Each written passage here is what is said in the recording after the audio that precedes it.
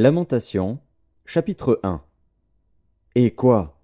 Elle est assise solitaire, cette ville si peuplée. Elle est semblable à une veuve. Grande entre les nations, souveraine parmi les États, elle est réduite à la servitude. Elle pleure durant la nuit, et ses joues sont couvertes de larmes. De tous ceux qui l'aimaient, nul ne la console. Tous ses amis lui sont devenus infidèles, ils sont devenus ses ennemis. Juda est en exil, victime de l'oppression et d'une grande servitude. Il habite au milieu des nations, et il n'y trouve point de repos. Tous ses persécuteurs l'ont surpris dans l'angoisse. Les chemins de Sion sont dans le deuil, car on ne va plus aux fêtes. Toutes ses portes sont désertes, ses sacrificateurs gémissent, ses vierges sont affligées, et elle est remplie d'amertume. Ses oppresseurs triomphent, ses ennemis sont en paix. Car l'Éternel l'a humiliée à cause de la multitude de ses péchés. Ses enfants ont marché captifs devant l'oppresseur. La fille de Sion a perdu toute sa gloire. Ses chefs sont comme des cerfs qui ne trouvent point de pâture et qui fuient sans force devant celui qui les chasse. Au jour de sa détresse et de sa misère, Jérusalem s'est souvenue de tous les biens dès longtemps son partage, quand son peuple est tombé sans secours sous la main de l'oppresseur. Ses ennemis l'ont vu, et ils ont ri de sa chute. Jérusalem a multiplié ses péchés, c'est pourquoi elle est un objet d'aversion. Tous ceux qui l'honoraient la méprisent, en voyant sa nudité. Elle-même soupire, et détourne la face. La souillure était dans les pans de sa robe, et elle ne songeait pas à sa fin. Elle est tombée d'une manière étonnante, et nul ne la console. Vois ma misère, ô Éternel. Quelle arrogance chez l'ennemi! L'oppresseur a étendu la main sur tout ce qu'elle avait de précieux. Elle a vu pénétrer dans son sanctuaire les nations auxquelles tu avais défendu d'entrer dans ton assemblée. Tout son peuple soupire, ils cherchent du pain. Ils ont donné leurs choses précieuses pour de la nourriture, afin de ranimer leur vie. Vois, Éternel, regarde comme je suis avili. Je m'adresse à vous tous qui passez ici. Regardez et voyez s'il est une douleur pareille à ma douleur, à celle dont j'ai été frappé. L'Éternel m'a affligé au jour de son ardente colère. D'en haut, il a lancé dans mes os un feu qui les dévore. Il a tendu un filet sous mes pieds. Il m'a fait tomber en arrière. Il m'a jeté dans la désolation, dans une langueur de tous les jours. Sa main a lié le joug de mes iniquités. Elles se sont entrelacées, appliquées sur mon cou. Il a brisé ma force. Le Seigneur m'a livré à des mains auxquelles je ne puis résister. Le Seigneur a terrassé tous mes guerriers au milieu de moi. Il a rassemblé contre moi une armée pour détruire mes jeunes hommes. Le Seigneur a foulé au pressoir la Vierge, fille de Juda. C'est pour cela que je pleure, que mes yeux fondent en larmes, car il s'est éloigné de moi, celui qui me consolerait, qui ranimerait ma vie. Mes fils sont dans la désolation, parce que l'ennemi a triomphé. Sion a étendu les mains, et personne ne l'a consolé. L'Éternel a envoyé contre Jacob les ennemis d'alentour. Jérusalem a été un objet d'horreur au milieu d'eux. L'Éternel est juste, car j'ai été rebelle à ses ordres. Écoutez, vous tous, peuple, et voyez ma douleur. Mes vierges et mes jeunes hommes sont allés en captivité. J'ai appelé mes amis, et ils m'ont trompé. Mes sacrificateurs et mes anciens ont expiré dans la ville. Ils cherchaient de la nourriture afin de ranimer leur vie. Éternel, regarde ma détresse. Mes entrailles bouillonnent, mon cœur est bouleversé au-dedans de moi, car j'ai été rebelle. Au dehors, l'épée a fait ses ravages, au dedans la mort. On a entendu mes soupirs, et personne ne m'a consolé. Tous mes ennemis ont appris mon malheur. Ils se sont réjouis de ce que tu l'as causé. Tu amèneras, tu publieras le jour où ils seront comme moi. Que toute leur méchanceté vienne devant toi, et traite-les comme tu m'as traité, à cause de toutes mes transgressions. Car mes soupirs sont nombreux, et mon cœur est souffrant.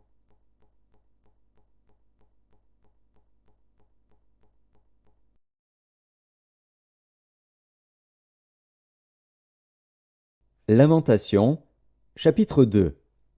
Et quoi? Le Seigneur, dans sa colère, a couvert de nuages la fille de Sion. Il a précipité du ciel sur la terre la magnificence d'Israël. Il ne s'est pas souvenu de son marchepied au jour de sa colère. Le Seigneur a détruit sans pitié toutes les demeures de Jacob. Il a, dans sa fureur, renversé les forteresses de la fille de Juda. Il les a fait rouler à terre. Il a profané le royaume et ses chefs. Il a, dans son ardente colère, abattu toute la force d'Israël. Il a retiré sa droite en présence de l'ennemi. Il a allumé dans Jacob des flammes de feu qui dévorent de tous côtés. Il a tendu son arc comme un ennemi. Sa droite s'est dressée comme celle d'un assaillant. Il a fait périr tout ce qui plaisait au regard. Il a répandu sa fureur comme un feu sur la tente de la fille de Sion. Le Seigneur a été comme un ennemi. Il a dévoré Israël. Il a dévoré tous ses palais. Il a détruit ses forteresses. Il a rempli la fille de Juda de plaintes et de gémissements. Il a dévasté sa tente comme un jardin. Il a détruit le lieu de son assemblée. L'Éternel a fait oublier en Sion les fêtes et le sabbat, et, dans sa violente colère, il a rejeté le roi et le sacrificateur. Le Seigneur a dédaigné son autel, repoussé son sanctuaire. Il a livré entre les mains de l'ennemi les murs des palais de Sion. Les cris ont retenti dans la maison de l'Éternel, comme en un jour de fête. L'Éternel avait résolu de détruire les murs de la fille de Sion. Il a tendu le cordeau, il n'a pas retiré sa main sans les avoir anéantis. Il a plongé dans le deuil remparts et murailles, qui n'offrent plus ensemble qu'une triste ruine. Ses portes sont enfoncées dans la terre. Il en a détruit, rompu les barres. Son roi et ses chefs sont parmi les nations. Il n'y a plus de loi. Même les prophètes ne reçoivent aucune vision de l'Éternel. Les anciens de la fille de Sion sont assis à terre, ils sont muets. Ils ont couvert leur tête de poussière, ils se sont revêtus de sacs. Les vierges de Jérusalem laissent retomber leur tête vers la terre. Mes yeux se consument dans les larmes, mes entrailles bouillonnent, ma bile se répand sur la terre, à cause du désastre de la fille de mon peuple, des enfants et des nourrissons en défaillance dans les rues de la ville. Ils disaient à leur mère, « Où y a-t-il du blé et du vin ?» Et ils tombaient comme des blessés dans les rues de la ville, ils rendaient l'âme sur le sein de leur mère. Que dois-je te dire? À quoi te comparer, fille de Jérusalem? Qui trouvait de semblable à toi, et quelle consolation te donner, vierge, fille de Sion? Car ta plaie est grande comme la mer. Qui pourra te guérir? Tes prophètes ont eu pour toi des visions vaines et fausses. Ils n'ont pas mis à nu ton iniquité, afin de détourner de toi la captivité. Ils t'ont donné des oracles mensongers et trompeurs. Tous les passants battent des mains sur toi, ils sifflent, ils secouent la tête contre la fille de Jérusalem. Est-ce là cette ville qu'on appelait une beauté parfaite, la joie de toute la terre? Tous tes ennemis ouvrent la bouche contre toi, ils sifflent, ils grincent des dents, ils disent « Nous l'avons englouti. C'est bien le jour que nous attendions, nous l'avons atteint, nous le voyons. » L'Éternel a exécuté ce qu'il avait résolu. Il a accompli la parole qu'il avait dès longtemps arrêtée. Il a détruit sans pitié. Il a fait de toi la joie de l'ennemi. Il a relevé la force de tes oppresseurs. Leur cœur crie vers le Seigneur. Mur de la fille de Sion, répand jour et nuit des torrents de larmes. Ne te donne aucun relâche, et que ton œil n'ait point de repos. Lève-toi, pousse des gémissements à l'entrée des veilles de la nuit. Répands ton cœur comme de l'eau en présence du Seigneur. Lève tes mains vers lui pour la vie de tes enfants qui meurent de faim au coin de toutes les rues. Vois, Éternel, regarde qui tu as ainsi traité. Fallait-il que des femmes dévorassent le fruit de leurs entrailles, les petits enfants objets de leur tendresse? Que sacrificateurs et prophètes fussent massacrés dans le sanctuaire du Seigneur? Les enfants et les vieillards sont couchés par terre dans les rues. Mes vierges et mes jeunes hommes sont tombés par l'épée. Tu as tué au jour de ta colère, tu as égorgé sans pitié. Tu as appelé de toutes parts sur moi l'épouvante, comme à un jour de fête. Au jour de la colère de l'Éternel, il n'y a eu ni réchappé ni survivant. Ceux que j'avais soignés et élevés, mon ennemi les a consumés, les a consumés, les a consumés, les a consumés, les a consumés, les a consumés, les a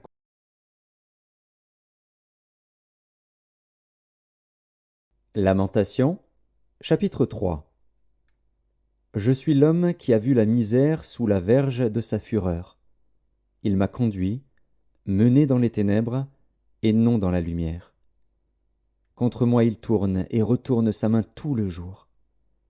Il a fait dépérir ma chair et ma peau, il a brisé mes os. Il a bâti autour de moi, il m'a environné de poison et de douleur. Il me fait habiter dans les ténèbres, comme ceux qui sont morts dès longtemps. Il m'a entouré d'un mur, pour que je ne sorte pas. Il m'a donné de pesantes chaînes. J'ai beau crier et implorer du secours, il ne laisse pas accès à ma prière. Il a fermé mon chemin avec des pierres de taille, il a détruit mes sentiers. Il a été pour moi un ours en embuscade, un lion dans un lieu caché. Il a détourné mes voies, il m'a déchiré, il m'a jeté dans la désolation. Il a tendu son arc, et il m'a placé comme un but pour sa flèche. Il a fait entrer dans mes reins les traits de son carquois. Je suis pour tout mon peuple un objet de raillerie, chaque jour l'objet de leur chanson. Il m'a rassasié d'amertume, il m'a enivré d'absinthe. Il a brisé mes dents avec des cailloux, il m'a couvert de cendres. Tu m'as enlevé la paix. Je ne connais plus le bonheur. Et j'ai dit, ma force est perdue, je n'ai plus d'espérance en l'Éternel. Quand je pense à ma détresse et à ma misère, à l'absinthe et au poison, quand mon âme s'en souvient, elle est abattue au-dedans de moi.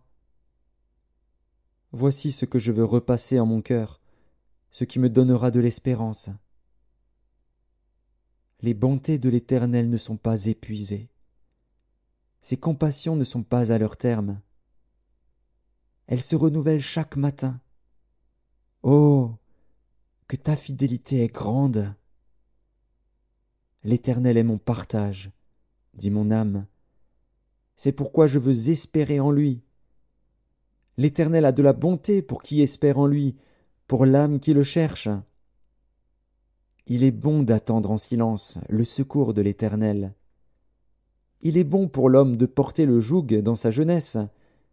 Il se tiendra solitaire et silencieux, parce que l'Éternel le lui impose. Il mettra sa bouche dans la poussière, sans perdre toute espérance. Il présentera la joue à celui qui le frappe, il se rassasiera d'opprobre. Car le Seigneur ne rejette pas à toujours. Mais, lorsqu'il afflige, il a compassion selon sa grande miséricorde. Car ce n'est pas volontiers qu'il humilie et qu'il afflige les enfants des hommes. Quand on foule aux pieds tous les captifs du pays, quand on viole la justice humaine à la face du Très-Haut, quand on fait tort à autrui dans sa cause, le Seigneur ne le voit-il pas?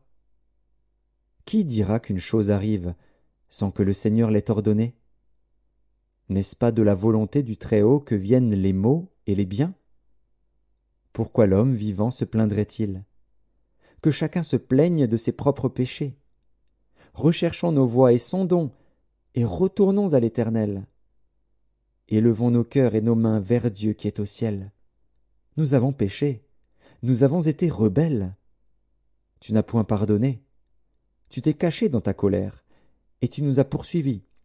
Tu as tué sans miséricorde, tu t'es enveloppé d'un nuage pour fermer accès à la prière. Tu nous as rendus un objet de mépris et de dédain au milieu des peuples. Ils ouvrent la bouche contre nous, tous ceux qui sont nos ennemis. Notre partage a été la terreur et la fosse, le ravage et la ruine. Des torrents d'eau coulent de mes yeux, à cause de la ruine de la fille de mon peuple. Mon œil fond en larmes, sans repos, sans relâche, jusqu'à ce que l'Éternel regarde et voie du haut des cieux. Mon œil me fait souffrir, à cause de toutes les filles de ma ville. Ils m'ont donné la chasse comme à un oiseau, ceux qui sont à tort mes ennemis. Ils ont voulu anéantir ma vie dans une fosse, et ils ont jeté des pierres sur moi. Les eaux ont inondé ma tête. Je disais, je suis perdu. J'ai invoqué ton nom, ô Éternel, du fond de la fosse. Tu as entendu ma voix. Ne ferme pas l'oreille à mes soupirs, à mes cris. Au jour où je t'ai invoqué, tu t'es approché. Tu as dit, ne crains pas. Seigneur, tu as défendu la cause de mon âme. Tu as racheté ma vie. Éternel, tu as vu ce qu'on m'a fait souffrir. Rends-moi justice. Tu as vu toute leur vengeance, tout leur complot contre moi. Éternel, tu as entendu leurs outrages, tout leur complot contre moi, les discours de mes adversaires et les projets qu'ils formaient chaque jour contre moi. Regarde quand ils sont assis et quand ils se lèvent. Je suis l'objet de leurs chansons. Tu leur donneras un salaire, ô Éternel, selon l'œuvre de leurs mains. Tu les livreras à l'endurcissement de leur cœur, à ta malédiction contre eux. Tu les poursuivras dans ta colère, et tu les extermineras de dessous les cieux, ô Éternel.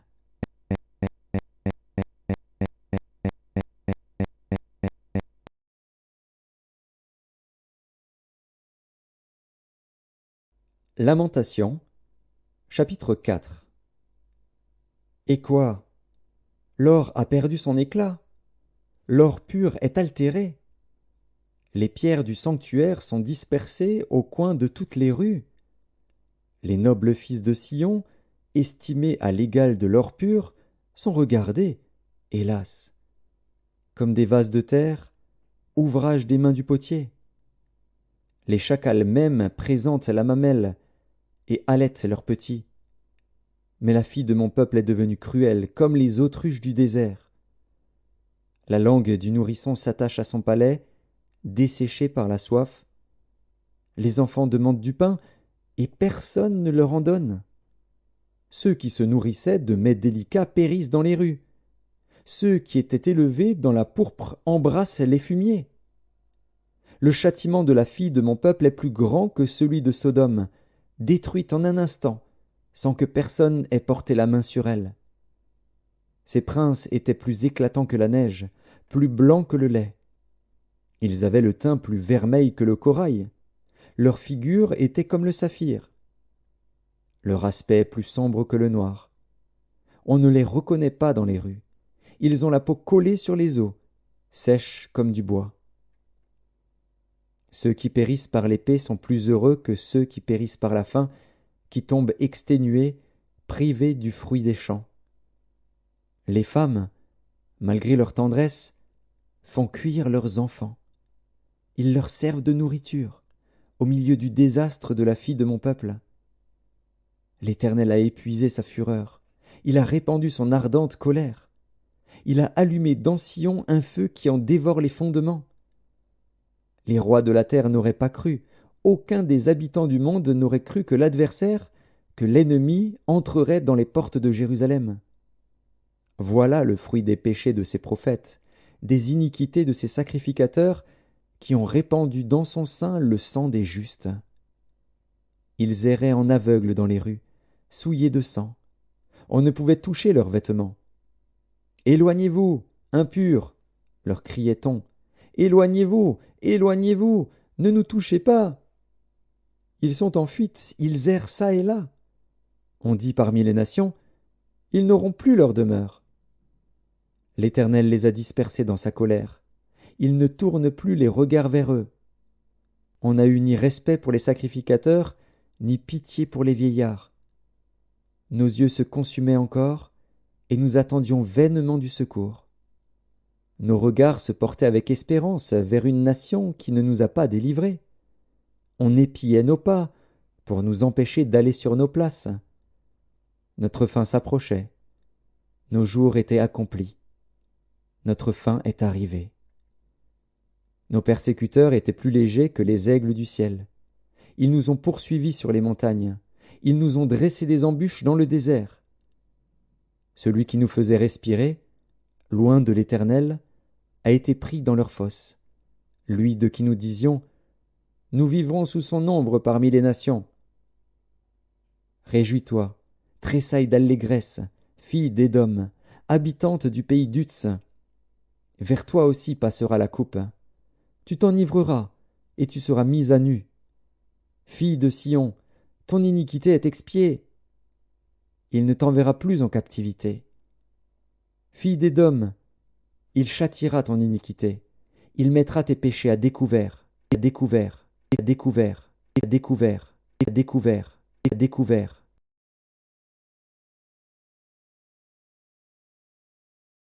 Lamentation, chapitre 5. Souviens-toi, Éternel, de ce qui nous est arrivé. Regarde, vois notre opprobre. Notre héritage a passé à des étrangers, nos maisons à des inconnus. Nous sommes orphelins, sans père. Nos mères sont comme des veuves. Nous buvons notre eau à prix d'argent, nous payons notre bois. Nous sommes poursuivis, le joug sur le cou. Nous sommes épuisés, nous n'avons point de repos. Nous avons tendu la main vers l'Égypte, vers la Syrie, pour nous rassasier de pain. Nos pères ont péché, ils ne sont plus, et c'est nous qui portons la peine de leurs iniquités. Des esclaves dominent sur nous, et personne ne nous délivre de leurs mains. Nous cherchons notre pain au péril de notre vie, devant l'épée du désert. Notre peau est brûlante comme un four, par l'ardeur de la faim. Ils ont déshonoré les femmes dans Sion, les vierges dans les villes de Juda. Des chefs ont été pendus par leurs mains. La personne des vieillards n'a pas été respectée. Les jeunes hommes ont porté la meule, les enfants chancelaient sous des fardeaux de bois. Les vieillards ne vont plus à la porte, les jeunes hommes ont cessé leur chant. La joie a disparu de nos cœurs, le deuil a remplacé nos danses. La couronne de notre tête est tombée. Malheur à nous, parce que nous avons péché. Si notre cœur est souffrant, si nos yeux sont obscurcis, c'est que la montagne de Sion est ravagée, c'est que les renards s'y promènent. Toi, l'Éternel, tu règnes à jamais. Ton trône subsiste de génération en génération. Pourquoi nous oublierais-tu pour toujours? Nous abandonnerais-tu pour de longues années? Fais-nous revenir vers toi, ô Éternel, et nous reviendrons. Donne-nous encore des jours comme ceux d'autrefois. Nous aurais-tu entièrement rejetés? Et t'irriterais-tu contre nous jusqu'à l'excès?